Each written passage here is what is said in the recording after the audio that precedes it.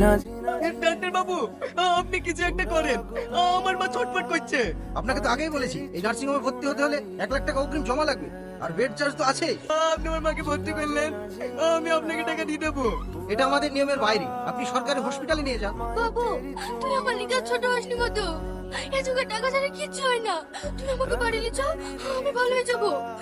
না মা, ডাক্তারে বলেছে তোমার চিকিৎসা না করলে তুমি ভালো হবে না, আর তোমার যদি কিছু হয়ে যায় আমি কাকেলি থাকবো। ডাক্তার বাবু, আমি আপনার পা ধরে বলছি, আপনি কিছু একটা করেন। ঠিক আছে, আপনার মাকে ভর্তি করে নিচ্ছি। 1 সপ্তাহের মধ্যে টাকাটা জমা করতে হবে, আর টাকা যদি জমা না করতে পারেন আপনার মার অপারেশন হবে না। ঠিক আছে ডাক্তার বাবু। सवाल मारी तेरी चूनरिया लहराई, जीना जीना रे उड़ा गुलाब।